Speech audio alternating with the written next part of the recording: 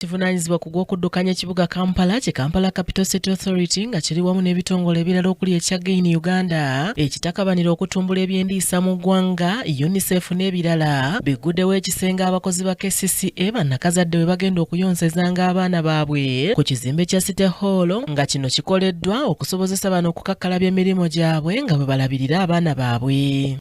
Senkulu w'ekitongole kino ki KCCA Sharifa Buzeki yasinzidde wano n'ategeeza nti kino bakikoze kusobozesa abakozi baabwe abayonsa okusigala nga bakakkalabya emirimu nga bwe balabirira abaana baabwe awatali kweraliikirira n'agamba nti baakuzimba ebifo bino ne mu butale okwetooloola Kampala. Us in KCCA establishing this breastfeeding room or baby friendly center is a move towards enabling our workforce to further their career while properly taking care of their children through promotion of exclusive breastfeeding for the first 6 months.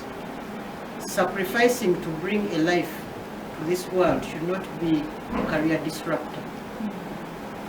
We can always bring life to the world because we have to recreate, but also further our career. Abakungu abalala okuli amyuka Senkulu wa KCCA Benon Kigenyi, Musa Mutyaba akikiridde ekitongole kya Gain Uganda n'abalala bannyikiza omugaso gw'okuyiga. As a premium employer knows that women perform best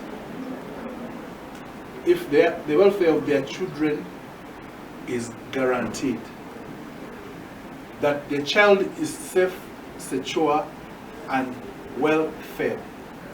We sometimes leave our children to help us, who will be obstructed by a television, a soap or any other thing and will forget to feed the child.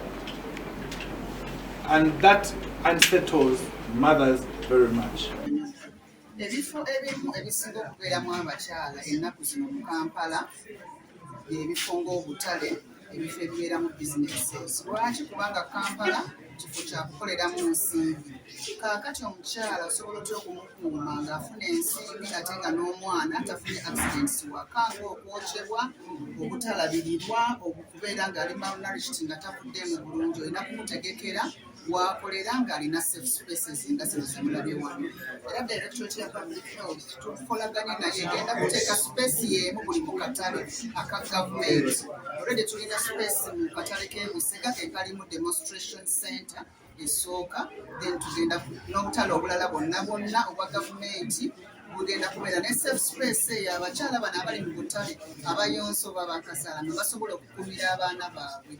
Bwe tuba tusomesa n'ebino ebyokusomesa ebyendiisa nabyo tubiteekamu, era bino bye bituyamba okusomesa. Tulina koona ez'okusomeseza abakyala kasa tulaba omwana atalabika bulungi mu byendiisa ne tubasomesa. Ekisenge kino kigguddwawo wakati mu kukuza omwezi gw'okuyonsa mu nsi yonna. Mary Namirimo ku lwa KTV Amalindirire.